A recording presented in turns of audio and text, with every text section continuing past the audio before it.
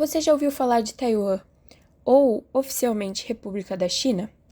Taiwan é um estado insular localizado na Ásia Oriental, ao sul da República Popular Chinesa, que evoluiu de um regime unipartidário com reconhecimento mundial e jurisdição plena sobre toda a China para hoje ser uma república com um reconhecimento internacional limitado, isto é, apenas alguns países reconhecem Taiwan como um país.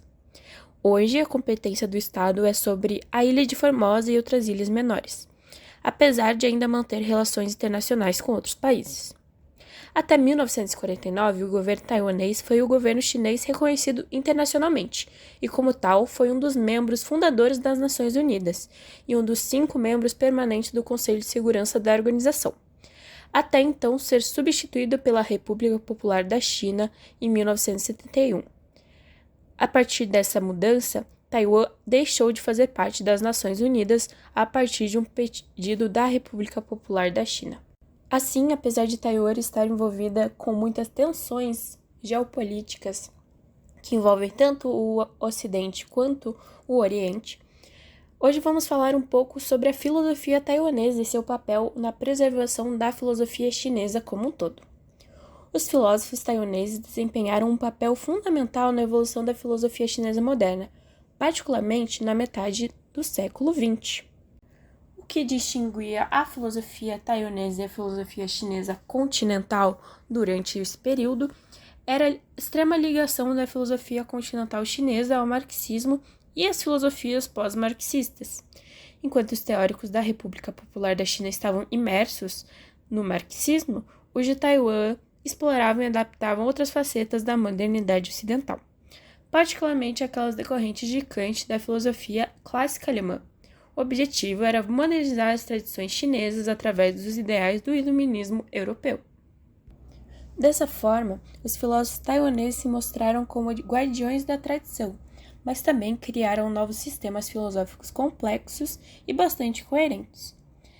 Usaram da criatividade e inovação para manter a tradição, mas também criarem coisas novas na filosofia. Notavelmente, há o surgimento do moderno ou novo confucionismo, liderado pelo renomado filósofo taiwanês Mao Tse-tung, marcando um momento crucial na construção filosófica de Taiwan e da filosofia chinesa. No pós-guerra, também se desenvolveu a corrente neo-taoísta e o campo de estudos budistas de Taiwan. Além disso, os filósofos taiwaneses modernos também fizeram contribuições significativas para o pensamento escolástico medieval ocidental, dando origem à escola de neo-escolástica taiwanesa, nomeadamente fundada na Universidade Católica de Fujian. Ou seja, o diálogo de Taiwan com a filosofia não é apenas com a filosofia estritamente asiática, mas também com a ocidental. Saber mais sobre a filosofia taiwanesa nos ajuda a desconstruir a visão que o Ocidente tem do Oriente. Essa visão é analisada e criticada por Edward Said no livro Orientalismo, Oriente como a Invenção do Ocidente, publicado em 1978. No livro, Said argumenta que estudiosos, escritores e artistas ocidentais construíram uma imagem distorcida e muitas vezes preconceituosa do Oriente, entre aspas. Essa imagem construída não é um reflexo preciso das diversas culturas e sociedades do Oriente, mas sim uma projeção das fantasias, estereótipos e preconceitos ocidentais. O Oriente é muitas vezes descrito como o oposto do Ocidente. Esse pensamento binário simplifica realidades complexas e reforça noções de superioridade ocidental e inferioridade oriental. Said também critica o orientalismo acadêmico e as disciplinas acadêmicas de estudos orientais e orientalismo por sua complexidade na perpetuação de visões tendenciosas do Oriente. Ele apela a uma abordagem mais crítica e autoconsciente do estudo do Oriente. Portanto, saber mais sobre a filosofia taiwanesa e sua complexa construção, que alia a filosofia ocidental, principalmente a filosofia alemã, e a tradição da cultura chinesa, nos auxilia a desconstruir essa visão ocidentalizada que temos do Oriente, que muitas vezes vê a filosofia chinesa como uma construção meramente simplificada e que tem muito a ver com o budismo e o taoísmo. Mas vemos aqui que, na verdade, a filosofia chinesa e a filosofia especialmente taiwanesa é muito mais complexa do que isso. Para trabalhar a filosofia taiwanesa, escolhemos o período de dominação japonesa sobre Taiwan, que durou de 1895 a 1945. Esse período foi marcado por violência, restrição e imposição cultural sobre Taiwan por parte do Japão. Portanto, a filosofia desenvolvida nesse período foi marcada pelo princípio de antidominação e anticolonialismo.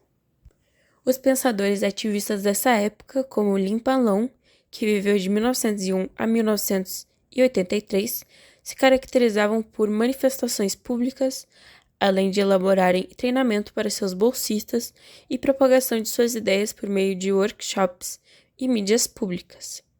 Esses ativistas foram rotulados ou denominados como os estudiosos de Sichun.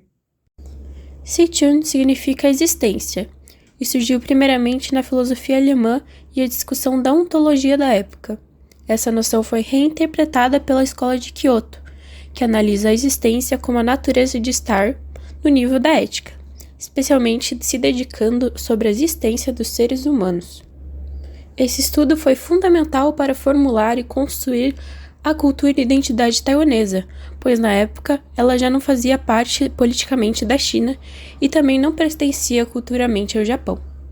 Dessa forma, vemos como a filosofia deu um empurrão inicial da taiwanização e a construção de uma filosofia e cultura autênticas do povo taiwanês. Esse é apenas um breve recorte da filosofia taiwanesa. Espero que tenham gostado. Até mais!